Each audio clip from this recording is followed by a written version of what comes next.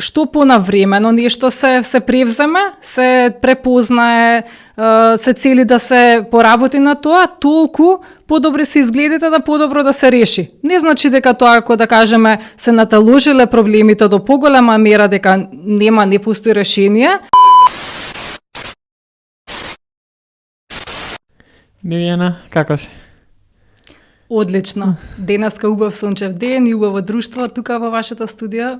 Преубаво се чувствувам. Фала ти за тоа што ја прифати поканата и што еве ќе поминеме овој сад време, може и малце помалце и ќе поразговараме на некои одредени тема, но пред да навлеземе во темата за која што сакаме денеска да се посветиме, а тоа се семејните односи како ризик фактор за менталното здравје, поготово кај младите. Сакам да те прашам што за тебе представува ментално здравје? Ментално здравје за мене пред се значи да секој си ги препознае сопствените капацитети и потенцијали во однос на колку може нешто да направи. Тоа некако би значило дека секој би требало да ги знае своите предности и своите недостатоци исто така, со цел да подобро се справи со било каков предизвик.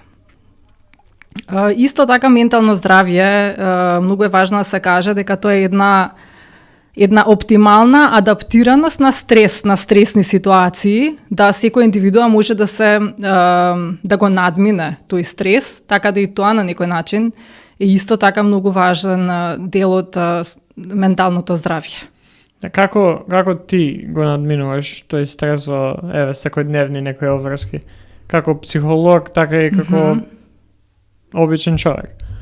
Јас, да ти кажам, најчесто преку препознавање на емоциите, и тоа е некако еден сегмент на некој здрав капацитет да ги препознам емоциите, колку некогаш и да се силни или негативни, и истовремено да соодветно да се смирам со некои техники, например, или со тоа да имам увид како се чувствувам, па да ги изразам, нели ако е во тоа да треба да ги изразам со некој, да ги кажам, да ги искажам. Мислам дека тоа е една моја силна страна. Како спомна техники? Можеш да ни кажеш дел од тие техники кои што ги користиш? Пошто се например ако слушам техника, не сум баш сигурен што точно мислиш. Так. Па всушност една од начините може да биде изразувањето. Например, јас се чувствувам лута заради тоа што не ми се јави, например, бевме договорени, нешто во тој контекст. Некоја друга од техниките може да биде, да кажеме, да пуштиме музика, па да се релаксираме на тој начин. Понатаму може да дишаме длабоко, да промениме просторијата во која што сме биле. Така да тоа е нешто најчесто што може би јас лично исто така го користам. Да. И спортување. Тоа заборавив, всушност многу ми помага. Возење велосипед или пак джогинг вака на Вардар, често знам да излезам, што ми исполнува. Тоа ја ќе се надоврзав, ќе кажам истото, мене секогаш ми се случи пред година дена, мислам. Јас сум голем фан на спортски тимови, спорт во глобала, и еден од моите тимови, Партизан, изгуби ненормална утакмица. 11 часот навечер, имав толку негативна енергија во мене да морав да излезам надвор и да истрчам неколку круга околу зграда, неколку километри, бидејќи не знаев, не можев да спиам, се нервираш. Да, тривијална може работа, сега твојата омилена екипа изгубила, ама на начинот, например, кој што губи, мене толку негативно ми се одрази да бев као, окей, 12 сат навечере, полноќе, гледам луѓе као не знам, тинејџери скачаат, има луѓе околу мене и ме гледат и што прави овој се од 12 сат навечер на полнок трча кругови околу зграда. Ама тоа единствено ми беше да ми е окей, да се смирам, може да си легнам од сабајле. Да, уште може боли, у зависност која е работа што толку ме изнервирала или ми создала тие некои негативни таа негативна енергија, ама морав тоа, се осетив, бев као мора тоа да направам, бидејќи не знам како ќе спиам.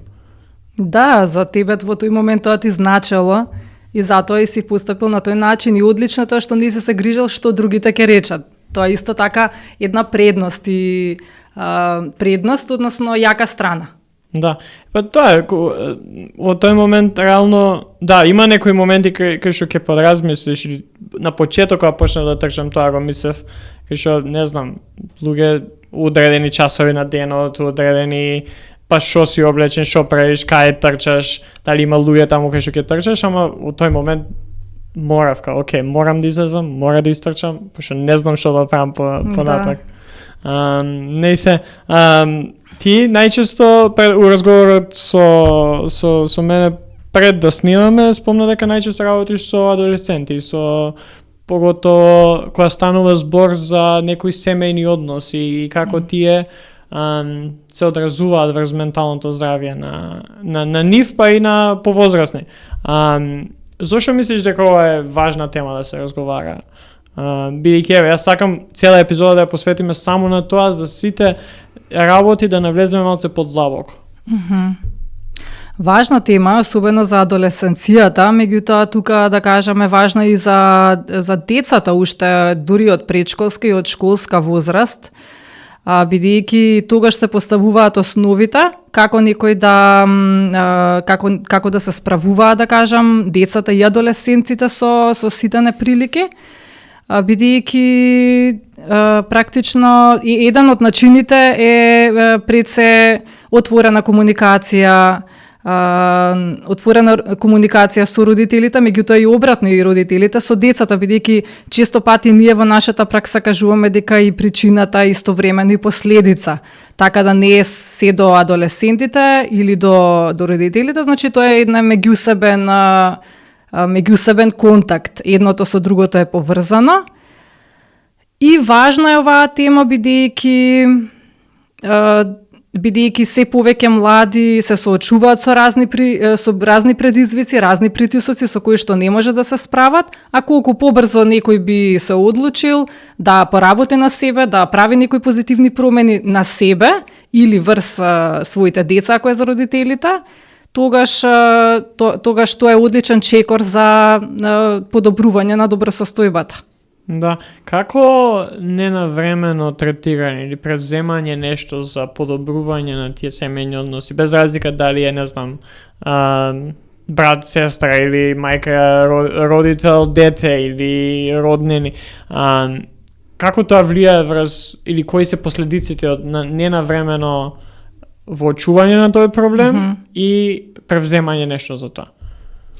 Па вака, Георги, всушност тоа јас би го пишала и како со една метафора, кога има една лавина, или прво почнува една помала топка, и тоа е мал проблем. И треба меѓутоа како се зголемува топката, силата е се поголема и поголема. Сега тоа како го направам како споредба со проблемите секојдневните потешкоти, да кажам, би значило дека што понавремено нешто се превземе, се препознае, се цели да се поработи на тоа, толку подобри се изгледите да подобро да се реши. Не значи дека тоа, ако да кажеме, се наталожиле проблемите до поголема мера дека не постои решение, туку дека можеби ќе треба подолго време, повеќе труд, поголема вклученост на семејството како целина и така натаму. Да. Како ти би опишала едно функционално семејство? Што за тебе представува или што е едно функционално семејство според тебе? Одлично прашање.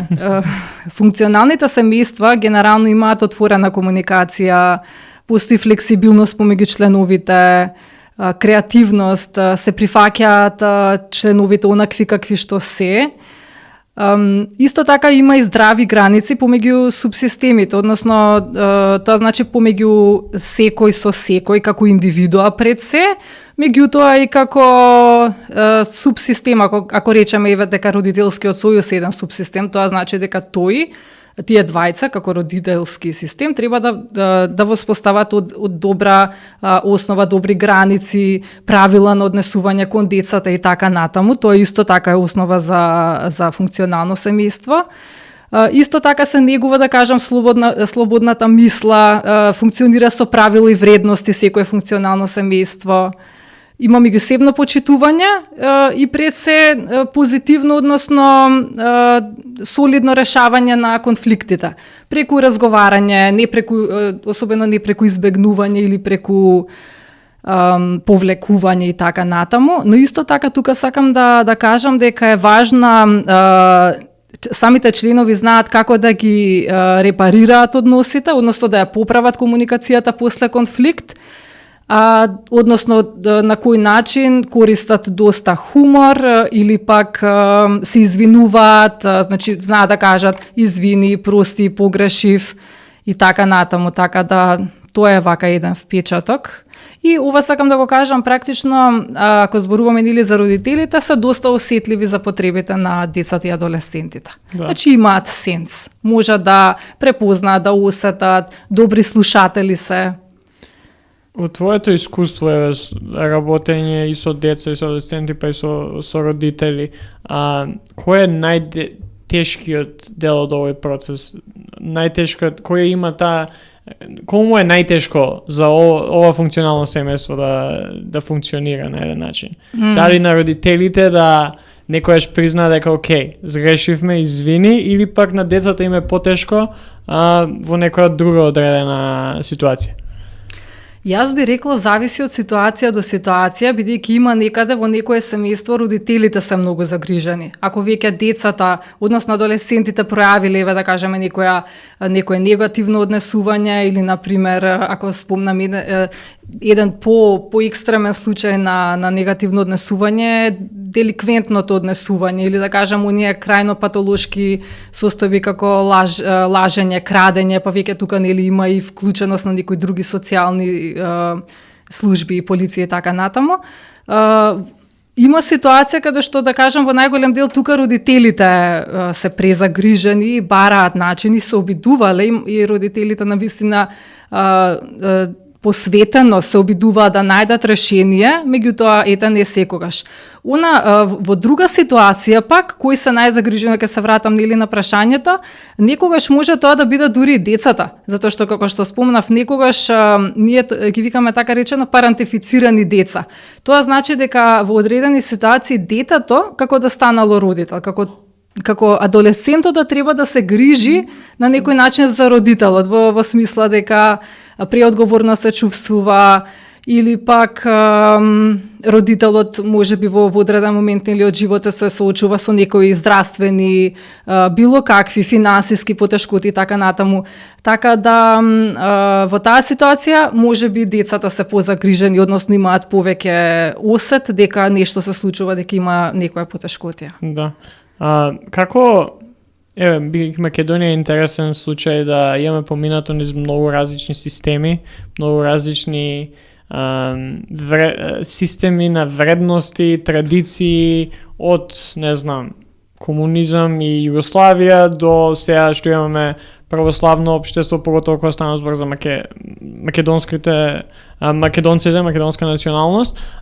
Како тоа влијае, тие некои традиции, обичаи, како влијаат некои вредности врз тоа дали едно семејство ќе биде функционално или не? Вака, значи, традиционалните вредности се длабоко вкоренати во секое семејство, без разлика нели на било која, од која националност да се однесува. И сите вредности, обичаи, ритуали се засновани на тоа.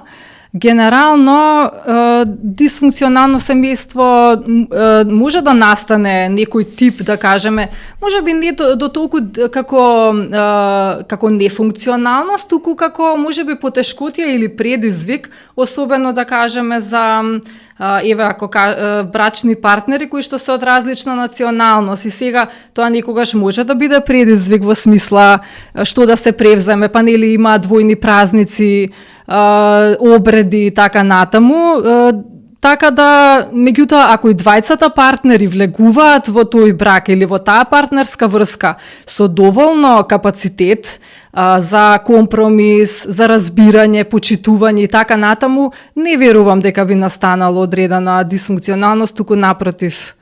Да, на крај на денот се се асоцира и доаѓаме до тоа клучен збор комуникација. Ако си има таа некоја комуникација, најверојатно полесно е да се помине низ некои овие одредени предизвици кои што одредено семејство би ги имало. И спремност да се направи секој да биде спремен да нешто сам ризикува или нешто да сам се повлече или ризикува во однос на другиот партнер, например, како еден тип на компромис. Сега не зборам за високи, можеби работи вредности што ги има тој човек, меѓутоа зборувам дека секогаш животот се заснова и на тоа да ние се бориме за нашите потреби, но истовремено да ги максимално да се трудиме да ги почитуваме и оние на другиот.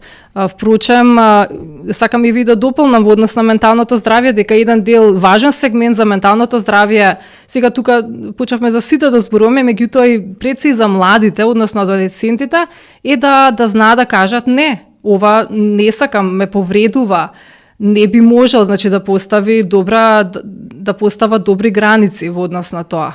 Колку е тешко тоа родител да слушне?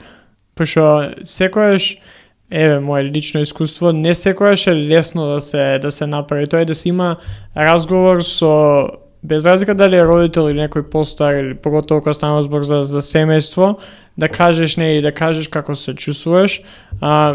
Мислам дека мене секојаш ми било полесно да кажам тоа, ама колку е тешко за еден родител тоа да ослушне, да го прифати дека не е нешто што тие го прават или е нивна заради нив, туку едноставно така детето да се чувствува. Ако добро те разберам, прашањето е колку родителот може да го слушне детето да вика не кон родителот во таа смисла? Да му каже ова и ова, вака ми прави да се чувствувам и ја не сакам тоа да го правам. Па практично зависи, имаш право за ова, значи на многу родители ова би им било многу тешко. Практично затоа што обично кога ќе слушнат емоции од децата или како има, особено ако се поврзани со некој негативен настан, родителот знае да се вознемири или знае да се натажи. Тоа е можеби една од главните причини зашто понекогаш адолесцентите се повлекуваат, не соопштуваат, бидејќи се плашат да не ги натажат, навредат родителите. Меѓутоа, вообичаено пак кога детето или адолесцентот ќе каже не или ќе се застапи себе си, ќе биде асертивен, во многу ситуации родителите знаат и да се восхитат, да ги охрабрат децата, да ги пофалат, затоа што практично се застапиле себе си, ако е за тоа не. Меѓутоа, тука јас ке се навратам во однос на дадените правила, и сега нешто од друга страна, ако разговараме во однос на некои воспоставени правила, што треба да прават они, како, например, правило може да биде кога треба да се стане, какви се обврските во домот, кој што треба да направи, например, бидејќи и адолесцентите би требало да имаат некакви обврски во домот, макар тоа да биде пуштање на машина за садови. Така да во некоја ситуација ако тие кажат не, тогаш родителот може да се вознемири, да избувне и така натаму, но колку повеќе ќе ги препозна емоциите, колку повеќе ќе има капацитет да се справи со тоа, подобар исход би имало. Да, и се зависи што значи тоа, не. Дали значи тоа не сакам сега да одам да пишувам домашно или да учам, да читам, сакам не знам, да гледам телевизор или да гледам филм или серија или да бидам надвор со другари, или ова и ова вака ме прави да се чувствувам и затоа не сакам сега да направам тоа. Не е нешто од тие на англиски chores, не знам на македонски како домашни задачи, валјда ќе му дое, туку е многу подлабоко и е нешто повеќе поврзано со чувства и емоции, отколку тие некои задачи кои секој дома треба да ги извршува и треба да се научи. Не знам, да си ја направи соба, да си исчисти собата или да домашно да напише, да научи за утре за у школу или така е. Така, бидејќи јас ке дадам личен пример, јас имам 2 деца, едното е 5 години, другото 8, и да кажам, некогаш препознавам дека нешто едноставно не им се прави, еве како например некош ќе им речам донеси ми чаша вода. И сега во најголем број на случаи да ќе го направат тоа, меѓутоа ако се нешто ангажирани, ако прават или ако ја гледаме едноставно дека моментално има потреба да се одмори, тогаш апсолутно ќе го разбера моментот дека не сака и дека не може. Колку мене и да ми било тоа итно. Да. Да, тоа е препознавање од тие и може пак и се навратиме на тоа преско што кажа, дека во различни случаи различно се реагира или различни се исходите и различно е начинот на како тие некои односи да се подобрат и не е one size fits all. Не се функционира за сите у иста конотација. Да. Различен е начинот и согласно и со возраста, да кажам, ете, со помалите деца на еден начин преку игра, не преку премногу, да кажам, зборување и така натаму, доколку сакаме нешто да постигнеме, доколку детето има отпор. Понатаму во школската возраст, некои други начини, да кажам, постојат каде што треба да се поминува време со детето, да го прашаме што го интересира, кои се неговите интереси, со што се чувствува пријатно, како му е со другарчињата, и така натаму. Така да, она што ми беше целта практично да кажам е односот со децата се гради и на тој начин практично што повеќе, што поквалитетна врска ќе се направи со децата, силна врска, но одмерена, нели не да се преокупира родителот со детето во смисла да претерано се заедно или претерано со една оптимална дистанца, но една здрава врска, толку поголеми изгледи има да помине по тивко адолесцентниот период, по безбедно, без поголеми потешкоти. Да, и тука доаѓаме до едно од следните прашања што сака да те прашаме, улогата на родителите во градењето на личноста на едно дете, поготово кога се сочува со предизвици. Колку е таа важна и кои се некои најдобри работи кои што еден родител може да ги направи за едно дете за да му помогне и да помогне на тоа дете да се создаде како личност и да знае како да се справува со предизвици понатаму. Да, одлично е ова прашање, Ѓорги. Во однос ќе почнам ако не од ова второто прашање. Во однос на тоа како да се справува со предизвици и самиот родител е добар пример, да кажеме, кога децата во голем дел би требало да бидат вклучени и во предизвиците на родителите. Например, тоа може да биде предизвик како, пример, сме се скарале со некоја колешка, па како сме го разрешиле тоа, например, доколку детето има увид или е сведок на нешто такво. Може исто така тоа да му послужи, дека еве и ние практично го учиме детето како да се справува преку личен пример. Исто така ќе се навратам на отварањето емоции, бидејќи сите емоции се важни, особено и негативните, затоа што и во функционалните семејства има широк спектар на изразување на емоции. Колку пати родителот ќе искаже, еве например, може и да е тажен заради некоја причина, и детето да го види, родителот е во ред. Не би требало децата да се лишуваат од негативните чувства. Така да на тој начин ќе учи преку постапките на родителот од една страна, меѓутоа исто така што може родителот да направи, да можеби да делува малци поопуштено и не премногу презаштитувачки, бидејќи сведоци сме да кажам дека доста родители знаат да се им удоволуваат на детето, да претерано се грижат, да децата добијат се и така натаму. Добро би било некогаш да кажам нешто и да не добијат или да се справат со некој неуспех и покрај тоа што сакаат, например, тоа може да биде спортски неуспех, например, и така натаму. И тие чувства децата треба да ги изживеат, затоа што понатаму во животот има уште поголеми предизвици и треба да се научи детето како да стекне на некој начин отпорност. Јас тоа, да кажам, некојаш го споредувам и како со градењето на имунитет. Да кажам, ако треба да стекнеме ние здравствен имунитет од вируси и бактерии, треба да бидеме изложени на истите. Исто и тука, да кажам, ако не сакаме детето да добие подобро ментално здравје, добро би било да да ги изживе тие, да кажам, и разочарувања и неуспеси, меѓутоа секако во голем дел треба да има и успеси и Да постигнувања. биде некоја контролирана средина на некој начин, да не биде сега пуштено, окей, само ќе губиш, екипа да ќе Така ќе е. играе, туку пак да има, јас затоа и неретко секогаш велам дека спортот можеби не е најважна работа на свет, најважна споредна работа можеби, како што неретко се вели, ама е многу важна, поготово тие рани почетоци на едно дете да спортува. Како од тој физички аспект, да биде физички активен, да не знам, да трча, да вози велосипед, да плива, гимнастика, било што, но и тој некој аспект на надпреварување, бидејќи и една од работите кои што мене ми се допаѓа највеќе за системот на школство во Америка, каде што ја имав прилика да го искусам. Таму учебната година им е поделена на неколку различни спортови. Не знам, започнуваш од август до ноември американски фудбал. После тоа следува кошарка и на крај бейсбол или атлетика.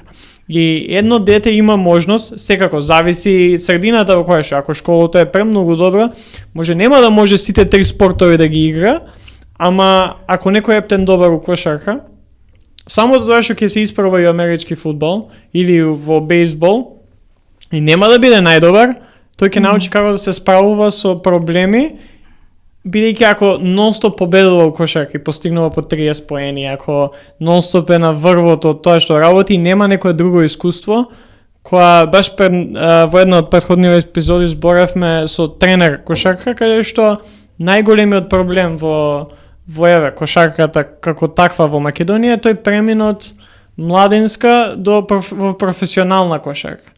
Бидејќи во младинска ти си најдобар, ама кога ќе дојдеш да играш со професионалци, сите се на исто ниво. И ти не знаеш како да се справуваш. Ако имаш можноста да седиш на клупа, да не играш, бидејќи не те бива толку сега за американски фудбал. Ама знаеш дека кошарка си добар и кога ќе дојдеш професионално да играш кошарка, ти ќе знаеш како да се справуваш со неиграње или со не толку голема минутажа или успех, бидејќи си го имал тоа искуство порано. Така, сега малце поголем пример дадов, ама така е, мислам, и воопшто во живот, како што спомна. Од мали нозе се учи како еден човек после тоа ќе се справува со тие некои проблеми или предизвици понатаму. Ако ја научам, окей, знам дека заслужувам повеќе да играм, знам дека не играм, а можам повеќе, сепак, ја ако научам да играм кошарка како мал, понатаму, која, не знам, ја нема да добијам работа, а ја заслужувам, а некој друг ќе ја добие ради X причини, ќе имам подобар дефанзивен механизам за со тоа да се справам. Так, да. Баш така е, ова убаво го долови, би требало да, она што би требало да кажам е родителите да бидат уз децата, еве да кажам како и во овој пример со спортот, во таа ситуација да бидат тука до нив да ги поддржуваат при неуспехот, да им бидат како прибежишта, да сепак децата не се почувствуваат осамени, но и да ги остава да бидат доволно тажни, да го размислат тоа, да го почувствуваат, за да се покренат. Еве ова што го даде ти примерот, практично тоа е мокна позитивно размислување, исто тука нешто така препознав, дека од секој неуспех, од секоја лоша може нешто добро и навистина после нешто подобро настанува. Да, бидејќи ако сме само во една средина и тој концепт на имање свој бабл, кај што ако си нон-стоп со исти луѓе, нон-стоп по иста средина и мислиш дека целиот свет е таков и после ќе излезеш надвор, например, не знам, еве јас сум се од Струмица и ако не знам ништо и се доаѓам во Скопје на факултет, имам шок, пошто не сум навикнат на таква средина, ама јас ако пред тоа имам превземено, не знам, дали со пробување со различни интереси, па се дружиш со различни луѓе и во една средина има многу различни работи, многу различни луѓе кои што можеш да ги запознаеш или работи кои што можеш да ги направиш, после тоа ќе те подготват на еден начин ти да си во многу поголем град, знаеш како да се однесуваш во група кај што никој не те знае.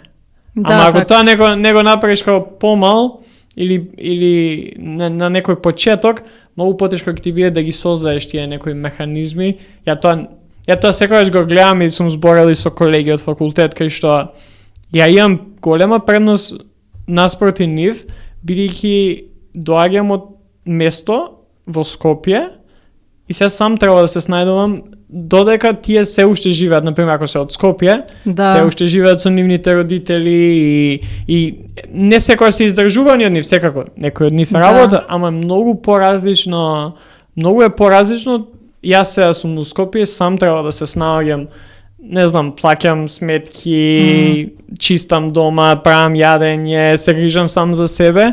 Да, го имам уште тој аспект, ако не работам од своите, да ми помагаат, ама се учиш на некои работи многу побрзо од врсници твои кои што ја нема таа потреба. Не секојаш е до нив.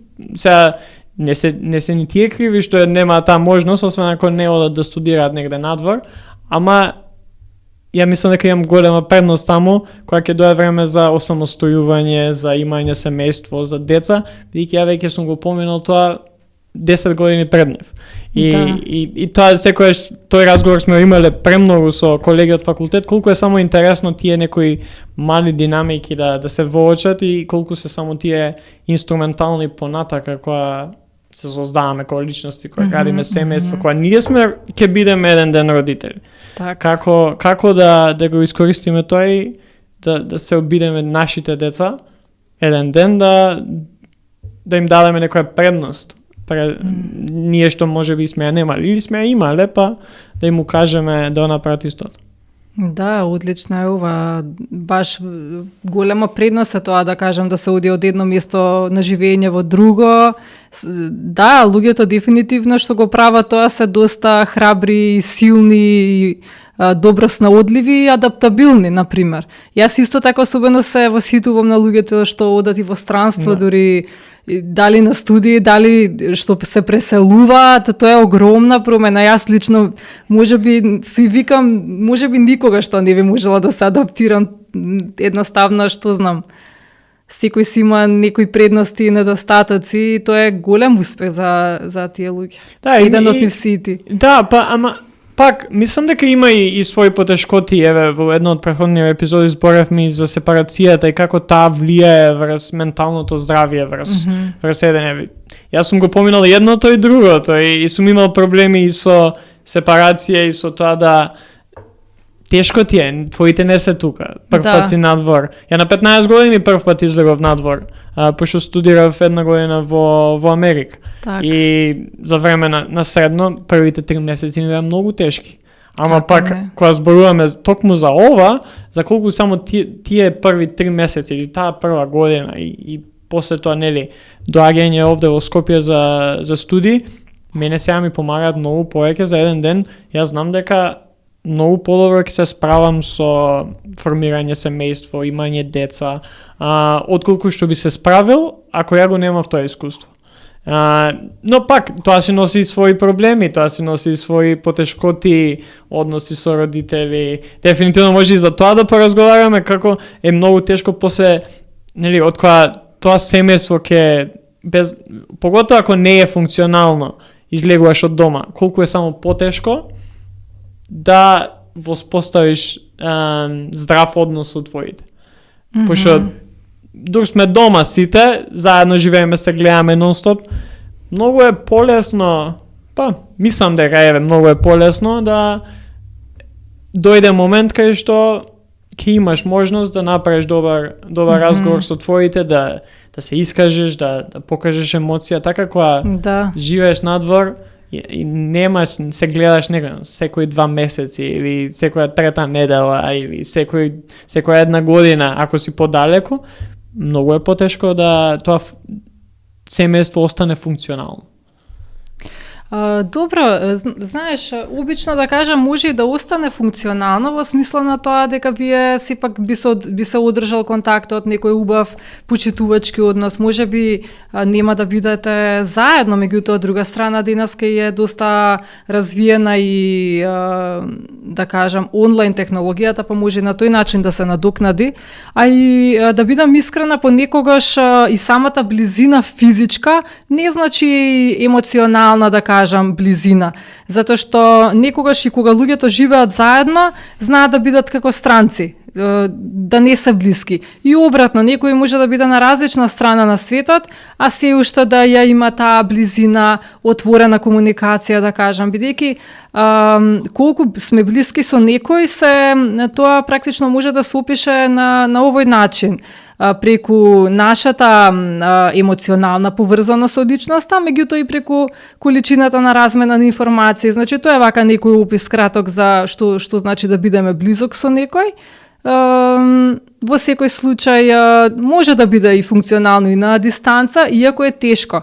Како што кажа, сепарацијата тука знае да одигра една улога, меѓутоа во ситуација кога семејството и претходно психички се припремало, не само како веднаш да дојде пресак, тоа е стварно многу болно. Меѓутоа, ако и претходните години, например, се зборувало за тоа, пополека настанувала сепарација од аспект да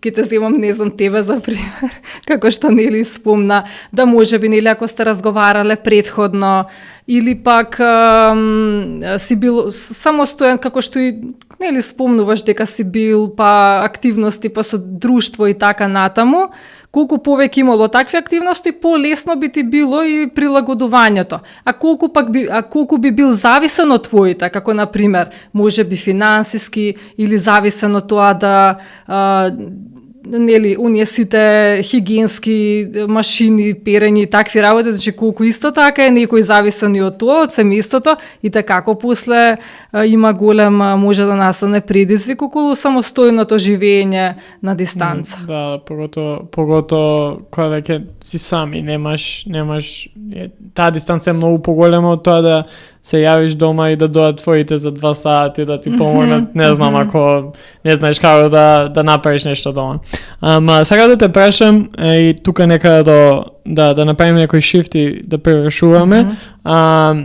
Од твое искуство, еве, во пракса, каде младите, без разлика тоа дали се деца или адолесценти, па и повозрастни тинејџери и во нивните 20 години, каде тие барат помошта кога нешто ќе се случи дома, некој проблем? Дали одат надвор тоа да побараат?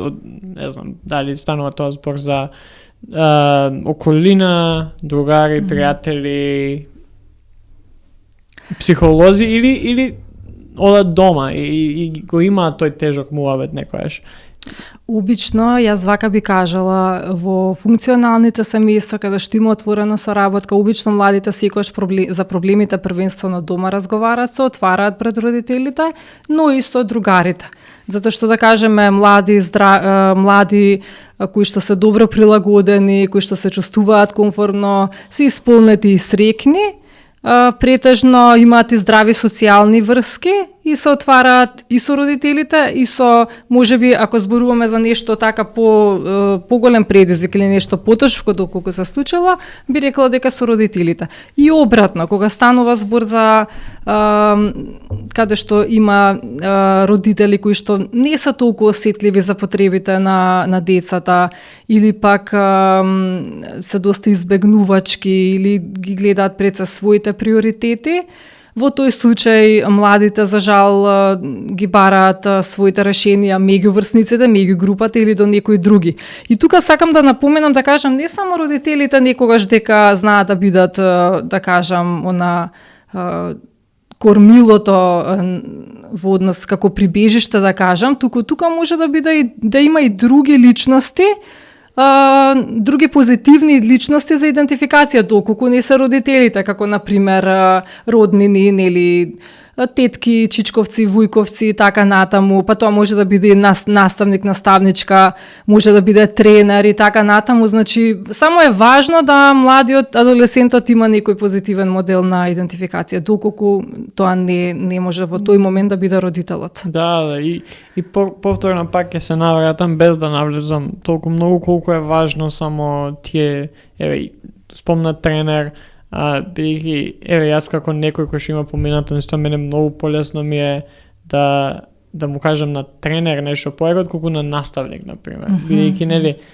играм спорт кој што ме интересира у школа, не секој ден сакам да одам и не ми е, валјда тоа некое чувство се асоцира со тоа дека окей, играм кошарка, ми е интересно, на тренерот одма има авторитет кај мене, многу поголем од било која друга личност, така. Бидејќи ми помага да бидам подобар кошарк.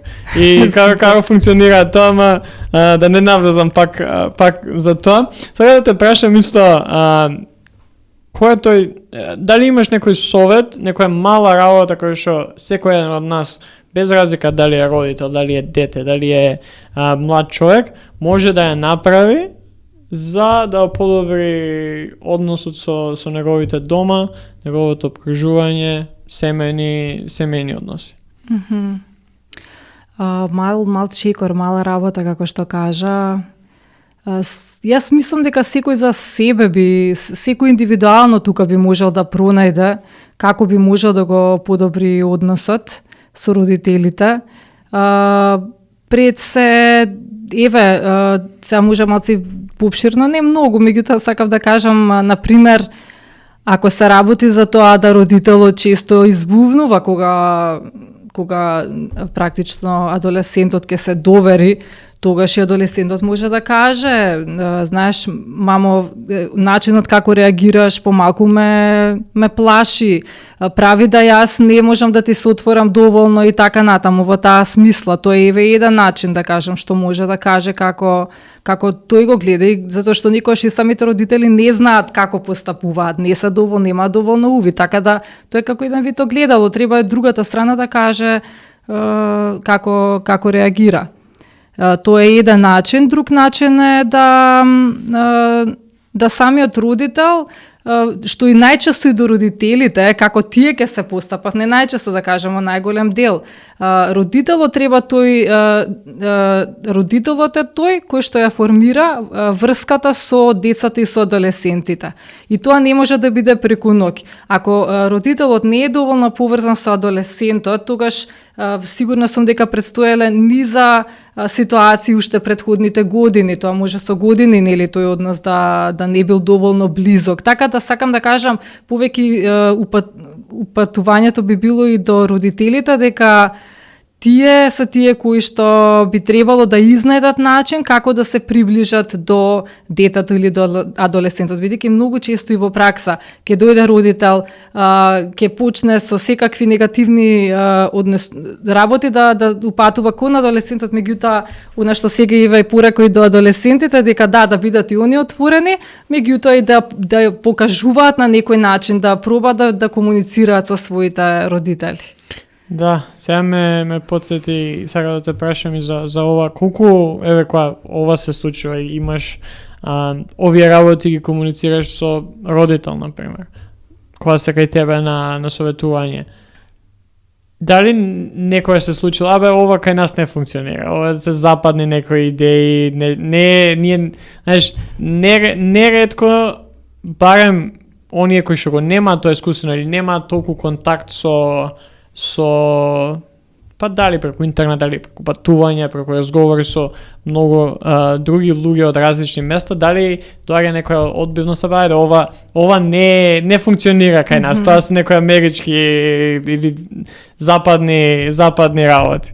Има како не, секако дека не секогаш може да се увиди тоа или да се свати меѓутоа обично во прв момент ако некој родител така изреагира, потоа може кога ќе помине малку време да ќе го увиди нештото, дека стварно било онака, баш ќе дојде до тој заклучок и самиот.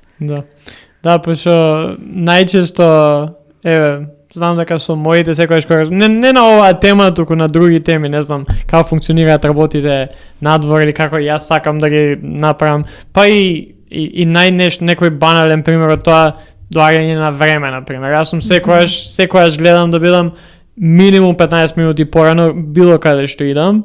Се знае кај нас, не знам, ако роден денска забава почнува во 9, а ти се појавиш во 9, сите ги те гледат како што правиш тука.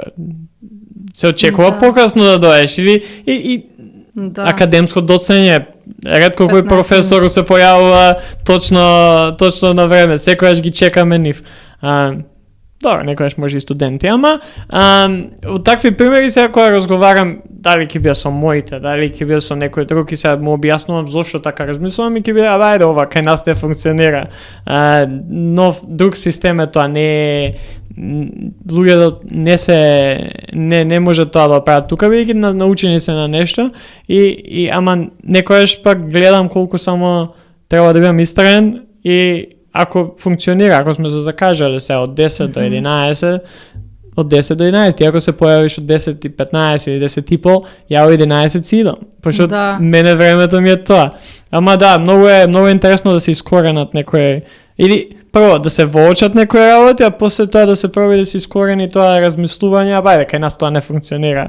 Јас и ти тука многу сме слични. Јас сум тој тип да секогаш порано, обично порано, а на време, што да е, значи закаснење ретко, да кажам, многу ретко. Така да, ете, до тип на човек, некој па касни стално. Да. Постојано касни, доцни. Така да сите некако се различни, иако да, треба на временост. Јас сум за тоа дека ако тогаш сме се договориле, тогаш би требало. Да. Не, тоа мислам дека како се поеќе и со своји врсници и со помали која разговарам, имам можност да зборам на некој од овие теми, добро е дека имаат можност да вложат некои работи, да ги сменат, што од претходните генерации дали од незнање, дали од немање доволно информации, не ни знаеле дека се можности тие некои работи, ама тие некои работи гледам дека се менуваат и добро е што помладите генерации се посвесни за некои од овие работи. Да. Така што не знам, ја мислам дека доста офативме. Да. Дефинитивно јас знам дека научив, барем и дознав некои работи кои што ја ќе земам, ќе ги пробам да ги искористам за мене лично.